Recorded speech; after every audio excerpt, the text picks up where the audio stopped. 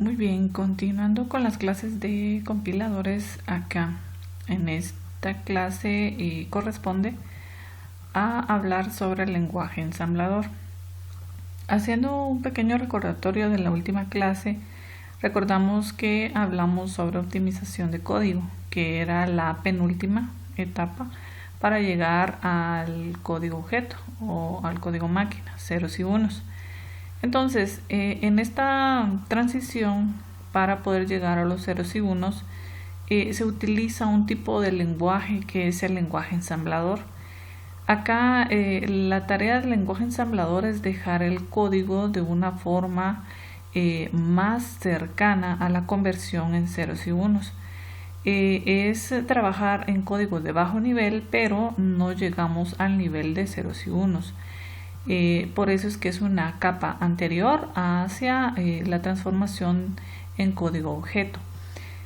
El lenguaje ensamblador es un lenguaje un poco complejo en el sentido de que los códigos de los programas son bastante extensos. No son complejos en el sentido de que las mismas instrucciones se repiten muchas veces, por lo tanto si lo sabemos una vez pues lo vamos a saber todas las veces que aparezcan. Solo es cuestión de que nosotros aprendamos cada una de las instrucciones, qué es lo que hace en memoria y dentro del lenguaje, para poder comprender qué es lo que está haciendo el programa en ese momento, en una línea de código específica. Entonces, en esta clase es pura teoría, es un poco larga la clase, me disculpo por colocar bastantes diapositivas acá, pero es necesario que ustedes se empapen con el programa para en la siguiente clase yo doy puntos claves, y en la siguiente clase ya les voy a dar un ejemplo utilizando un emulador. En este caso no vamos a utilizar el emulador aún, para que ustedes empiecen a ver el lenguaje y puedan comprender qué es lo que hace.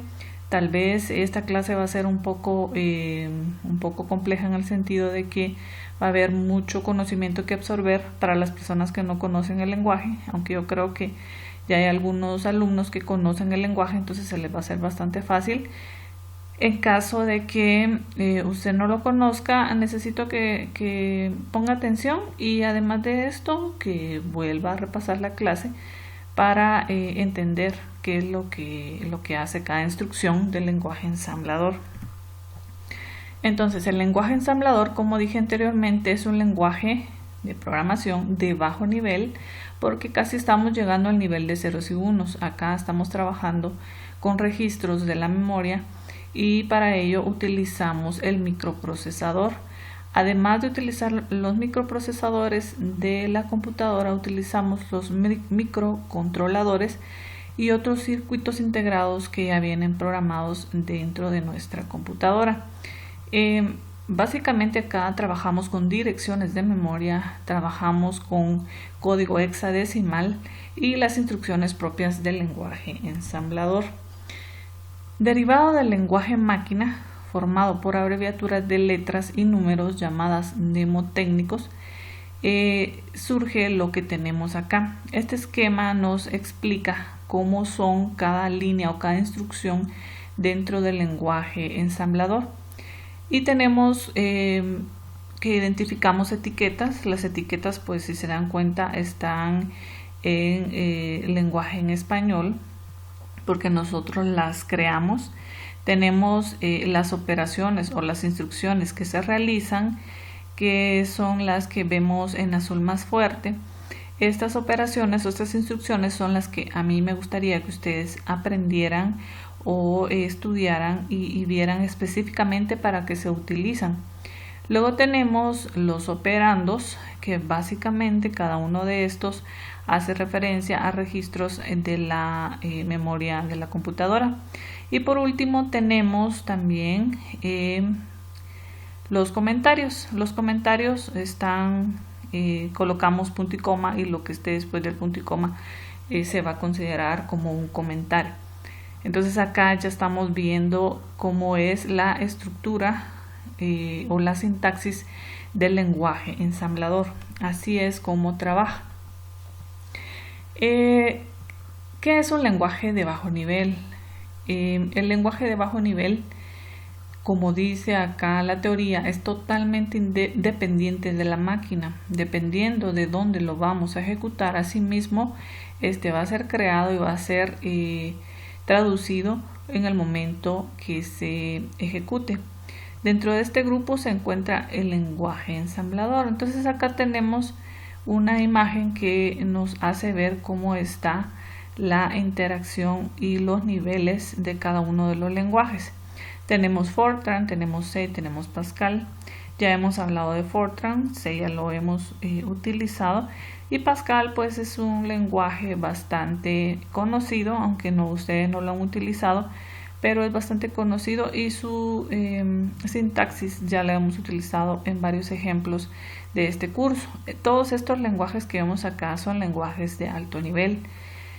Luego de los lenguajes de alto nivel sigue el lenguaje ensamblador, que si se dan cuenta está en una capa intermedia entre un lenguaje de alto nivel y un lenguaje máquina, que es lo que les estaba diciendo, es la capa intermedia. Para poder llegar al lenguaje máquina primero tiene que pasar por el ensamblador para luego llegar a los ceros y unos, y estos ceros y unos son los que ya se comunican inmediatamente con el hardware, es decir, la computadora y todos los componentes físicos de la computadora, pero estos tienen que ver o tienen la comunicación inmediata con el lenguaje máquina, y así es la forma como trabaja, y por eso es que es importante que ustedes conozcan también el lenguaje ensamblador.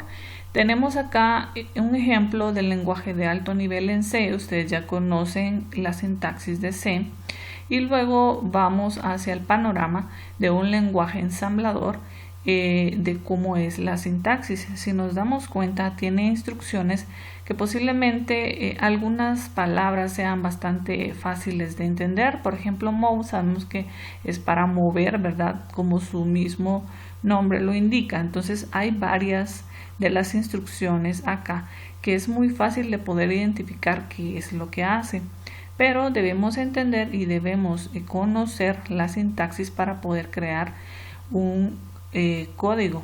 Por muy simple que sea un programa, por muy simple que sea, puede llevar muchas líneas de estas, pero debemos saber cómo es que se van a interpretar en el momento de ejecutarse. Este es solo un preámbulo para que veamos cómo es el código ensamblador. Tenemos acá lenguajes de alto nivel, como ya hablamos anteriormente. COBOL también ya lo vimos en el curso. Tenemos Pascal, tenemos Basic. Basic era un lenguaje que salió al mismo tiempo que C. Tiene una estructura muy parecida a C. Y tenemos Java, que es el lenguaje que lo conocemos muy bien.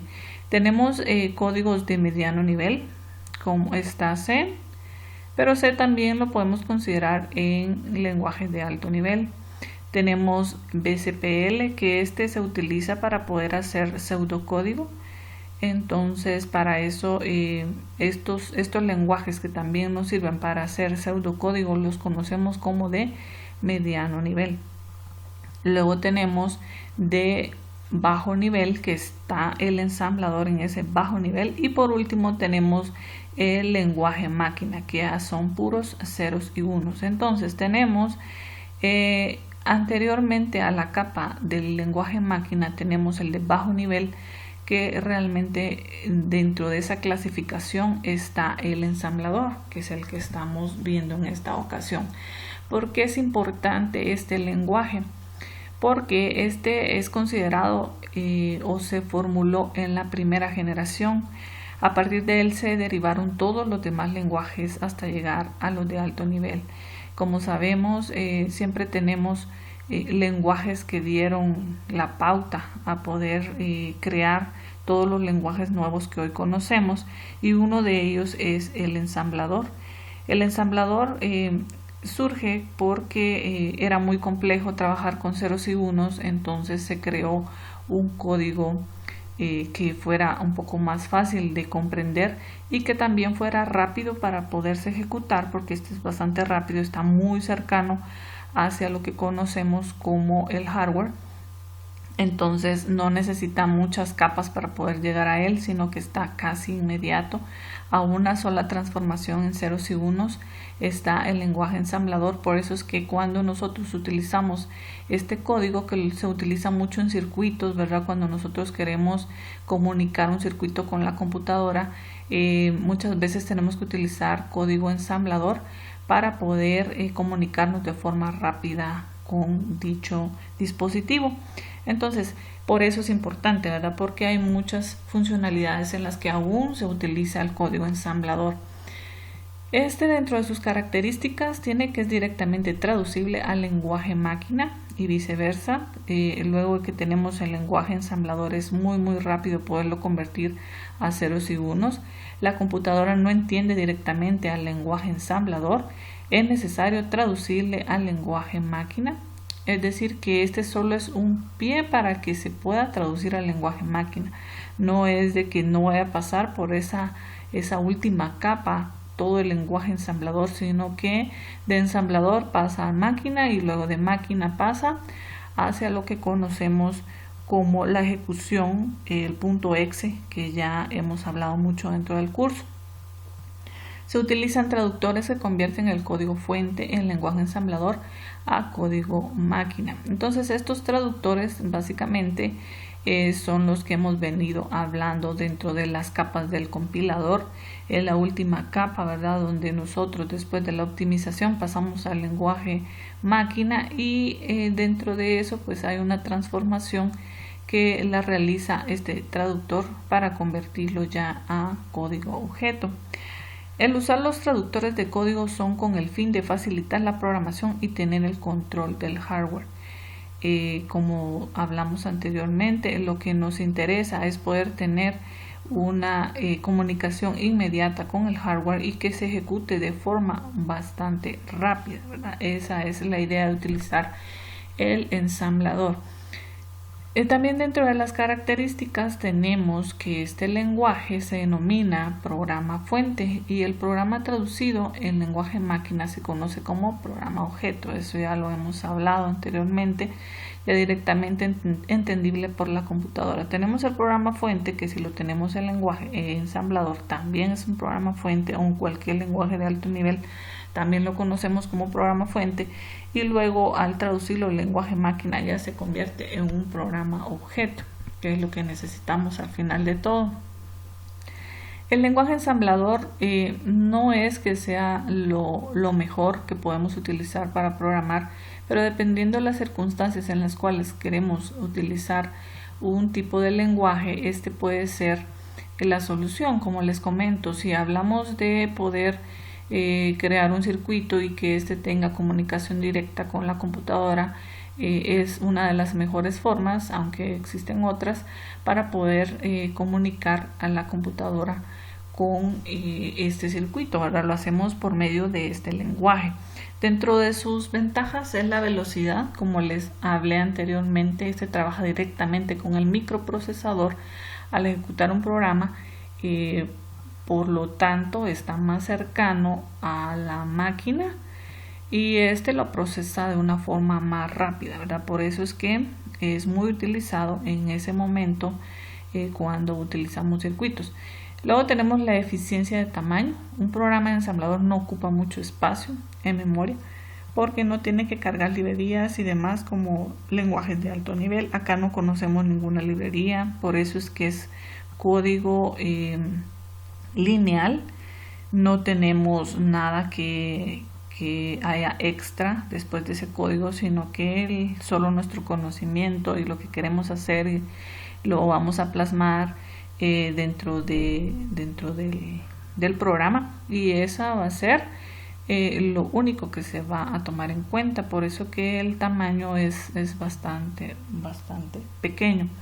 Flexibilidad, es flexible porque todo lo que puede hacerse con una máquina puede hacerse en el lenguaje ensamblador de esta máquina. Los lenguajes de alto nivel tienen en una u otra forma limitantes para explotar al máximo los recursos de la máquina.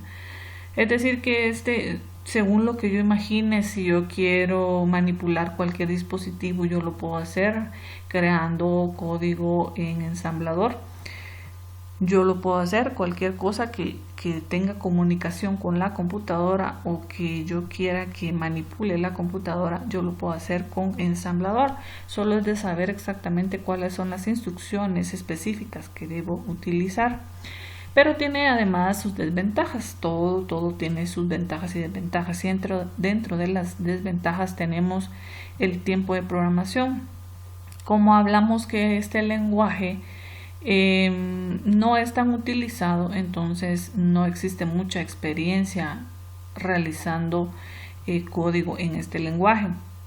Entonces requiere más instrucciones para realizar el mismo proceso que el que haríamos en un lenguaje de alto nivel.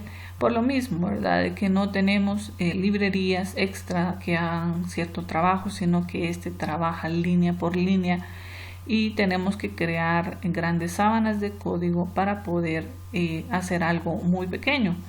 Pero con el tiempo y la experiencia nos llegamos a acostumbrar a esta característica. Luego tenemos que son programas fuentes grandes, por lo mismo que hablamos, ¿verdad? Aumenta el tiempo en la creación y aumenta también la cantidad de líneas que nosotros creemos en estos programas. Falta de portabilidad, porque cada máquina existe un lenguaje ensamblador, por ello evidentemente no es una selección apropiada del lenguaje cuando deseamos codificar en una máquina y luego llevar los programas a otros sistemas operativos o modelos de computadoras. Lo que hace es que, dependiendo, como recordaremos en una de las clases anteriores hablamos sobre el código intermedio. El código intermedio lo que hace es dejar nuestro lenguaje de tal manera que pueda ser ejecutado por cualquier plataforma o por cualquier sistema operativo.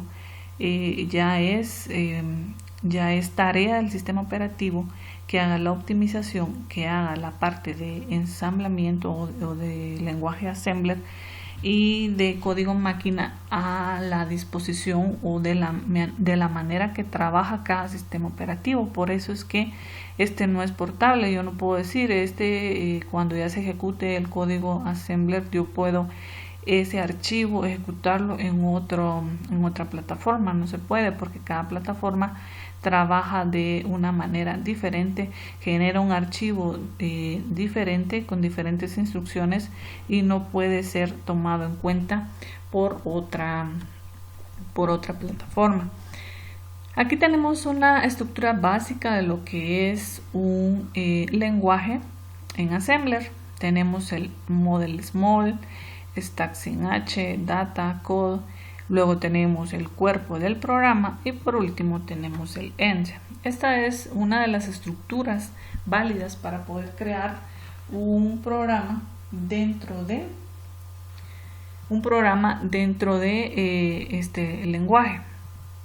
Hay otra estructura que también se utiliza, pero la vamos a ver más adelante, vamos a ver cuál es la diferencia, pero esta es una de las más utilizadas. Dentro de los registros, los registros son básicos dentro del código assembler. Si no hablamos de registros para realizar un programa en assembler, no estamos hablando del lenguaje assembler. Hay varios tipos y los registros no son más que posiciones de memoria y cada posición de memoria se utiliza para algo específico o una utilidad general. Tenemos los registros de datos, que son uno de los más utilizados, donde nosotros podemos realizar operaciones aritméticas y lógicas y manipulación de datos. También tenemos los registros de direcciones, que son para accesar a posiciones de memoria específicas. Por eso es que les digo que con assembler trabajamos con direcciones de memoria, porque ya existen registros que van hacia esas direcciones específicas que nosotros agreguemos. Tenemos el contador de programa, que lo que hace es lee o escribe datos del programa. Es lo único que hace, leer y escribir. Tenemos el puntero de pila, que recupera y guarda datos de uso interno. Esto se utiliza mucho cuando nosotros trasladamos los datos de un registro a otro, que ya lo vamos a ver más adelante. Tenemos los índices que sirven para acceder a posiciones de memoria en forma directa. Igual como hemos utilizado los índices, por ejemplo, para manipular una matriz, un vector, etcétera. De la misma forma se utiliza acá, solo que la sintaxis es diferente, pero significa exactamente lo mismo. Tenemos registros de estado, que es información específica que nosotros utilizamos para poder identificar cómo está la información en ese momento para un registro en especial. Luego tenemos las interrupciones. Acá se utilizan mucho las interrupciones porque como estamos trabajando casi con la parte de hardware, muchas veces la parte de hardware está en funcionamiento en cierto momento, y cuando nosotros ejecutamos el programa es necesario que haga ciertas interrupciones para que el programa se pueda ejecutar de la manera correcta y no tenga alteraciones sobre algunas partes del hardware como tal. Por eso se utilizan las interrupciones acá. Utilizadas para interrumpir la secuencia del programa. En cierto momento, como les comento, hay que interrumpir el programa porque hace referencia al hardware que está en funcionamiento cuando nosotros estamos ejecutando el programa. Tenemos los buses internos.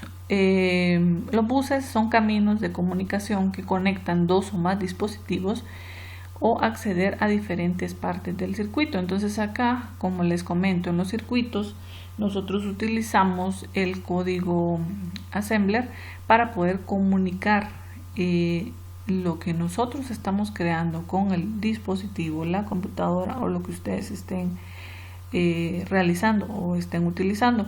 Por eso es que los buses son muy importantes acá, porque coordinan la comunicación entre esos dispositivos. Luego tenemos un bus de dirección. El bus de dirección sirve para seleccionar posición de memoria para leer o escribir datos. Acá es donde tenemos la comunicación directa con la memoria, y a través del bus pues le decimos si queremos leer o queremos escribir dentro de una dirección. Tenemos el bus de datos, que lo único que hace es transmitir los datos de un registro para otro. Tenemos el bus de control, que sirve para sincronizar actividades y transacciones con los periféricos del sistema. Entonces acá ya tenemos involucrados a los periféricos, ¿verdad?, que nosotros tengamos dentro de nuestra computadora, y esto lo trabaja el bus de control. La clasificación de microprocesadores, yo creo que estos ustedes ya lo han visto, yo creo que están aburridos de tanto verlo, pero vamos a hablar un poquito de ellos. Tenemos los CISC, tenemos los RISC. El CISC interpreta, ejecuta un gran número de instrucciones, lo cual los hace lentos. Ejemplo, las computadoras domésticas. Toda computadora que nosotros utilicemos utiliza o tiene la clasificación de microprocesador en CISC, ¿verdad? No podemos tener un RISC. El RISC interpreta y ejecuta solo instrucciones reducidas, son más rápidos que los CISC. Entonces tenemos los servidores, por ejemplo, tienen la arquitectura RISC, ¿verdad? Trabaja con microprocesadores de tipo RISC. Dentro de la historia de esto se dice que cuando se crearon estos tipos de microprocesadores se quería crear RISC para todas las computadoras domésticas, pero por el costo que esto significaba ya no lo pudieron hacer así. Por eso es que surgió CISC, ¿verdad? A raíz de que las computadoras iban a ser más caras para el usuario final, y para que fuera accesible pues se creó un microprocesador que fuera capaz de ejecutar todas las instrucciones, no tan lento, no tan rápido, pero que fuera algo útil para el usuario final, y así fue como se creó CISC, ¿verdad? RISC pues es lo que actualmente, como les digo, utilizan los servidores de cualquier tipo, y como hablamos acá, todos en entornos de red. Los microprocesadores poseen dos tipos de memoria, esto ya lo sabemos. Tenemos memoria RAM y tenemos memoria ROM. Ya sabemos para qué se utiliza, pues la RAM es una memoria aleatoria, no es una memoria permanente. y tenemos la ROM, memoria de solo lectura, y la memoria RAM, memoria de acceso aleatorio. Los bytes en memoria se enumeran de forma consecutiva, iniciando con 00, de modo que cada localidad tiene un número de dirección único. Entonces acá estamos hablando sobre las direcciones de memoria. Tenemos acá en el ejemplo, en el inicio tenemos en código decimal, podríamos decir, tenemos un 960K. La dirección en hexadecimal es F0000. Este solo es un ejemplo para que veamos cómo se hace la traducción cuando nosotros estamos utilizando cierta cantidad de memoria, cómo se pasa a una dirección propia de memoria. Y esto pues lo podemos ver que 64K es el sistema base que está en la ROM. 1924K es una área de expansión de la memoria ROM. Luego tenemos 128K, que es una área de despliegue de video, y esto ya no pertenece a la ROM, sino que pertenece a la RAM. 640K, estamos en una memoria de RAM. Si estamos hablando de 960K, ¿sobre cuál de estos recae? Si podemos ver el 1924K del área de expansión de memoria ROM, contiene al 960, por lo tanto estamos hablando de la memoria RAM en esta dirección que tenemos acá. De esta manera ya estamos trabajando con memoria, direcciones de memoria propiamente, y lo podemos identificar dentro de estos rangos que tenemos acá. El procesador se divide en dos unidades. Esto creo que ya lo conocen también, ¿verdad? Tenemos la unidad de ejecución, que se conoce como EU, y tenemos la unidad de interfaz de bus, que la conocemos como BIO. Estas dos también tienen mucho que ver con el lenguaje ensamblador. Luego tenemos el papel de la EU, es ejecutar instrucciones. Contiene el ALU, que es la unidad lógica aritmética, y varios registros internos. La ALU es una de las partes más importantes de la memoria, ¿verdad? Porque es ahí donde se ejecuta todo el código que nosotros, todos los cálculos que nosotros queramos que se realicen dentro de un programa, pues son procesados por la ALU. Entonces esa unidad es una de las que más nosotros utilizamos en el momento que estamos programando. Tenemos el BIO, envía instrucciones y datos a la EU, es decir que estas dos tienen mucha comunicación. La función más importante del BIO es manejar la unidad de control del bus, los registros de segmento y la cola de instrucciones. Este lo que hace es como llevar la orquesta del programa y estar viendo hacia dónde envía la información y cómo va el orden de las instrucciones. La BIO controla los buses que transfieren los datos a la U, a la memoria y a los dispositivos de entrada, salida externos, mientras que los registros de segmentos controlan el direccionamiento de memoria. Los registros internos de segmento que hablamos hace un momento, tenemos los registros de segmento, que estos son los principales que a mí me dicen específicamente hacia dónde se dirigen los datos en el momento que se están utilizando en un programa en especial, y este tiene mucha comunicación con la BIO, ¿verdad? Porque ellos son los que están trasladando la información de un lado para otro. El BIO permite acceso a las instrucciones, puede acceder a estas desde la memoria y controlarlas en la cola de instrucciones, que es lo que hablamos hace un momento. El tamaño de la cola debe estar entre 4 a 32 bytes, es decir que cada una de las instrucciones puede estar dentro de este rango, entre 4 a 32 bytes. Las instrucciones de ensamblador, las más conocidas, son estas que tenemos acá. Estas son las que a mí me gustaría y necesito que usted se aprenda, o al menos comprenda para qué se utilizan, ¿verdad? Tenemos la MOV, como hablamos hace un momento, mueve el valor de un registro o un número hacia otro registro. Ejemplo, tenemos MOV BX, 5, MOV AX, BX. Ya vamos a ver a qué se refiere cada una de estas partes. Cuando decimos MOV BX, estoy hablando de un registro, lo estoy moviendo el 5 hacia ese registro BX. Luego tenemos mov AX, BX. Estoy moviendo el registro BX hacia el AX. Tenemos el add, sirve para sumar el valor de un registro a otro registro. Add BX5. El 5 lo estoy sumando a BX. Luego tenemos sub, resta el valor de un registro o valor específico a un registro. Tenemos sub CX2, estoy restando 2 al valor de CX. Inc incrementa en 1 el valor del registro Inc. Entonces coloco Inc BX y ya estoy agregándole 1 al registro BX. Dec decrementa en 1 el valor del registro Dec BX, estoy quitándole 1 al registro BX. Tenemos los brincos son muy utilizados. Cuando encontramos un JG significa que si es mayor, entonces va a dar un brinco. Un JB significa que si es menor, entonces va a dar un brinco. El JE si es igual, entonces va a dar ese brinco. El JGE si es mayor o igual. El JBE si es menor o igual. Y luego tenemos los brincos incondicionales. Estos que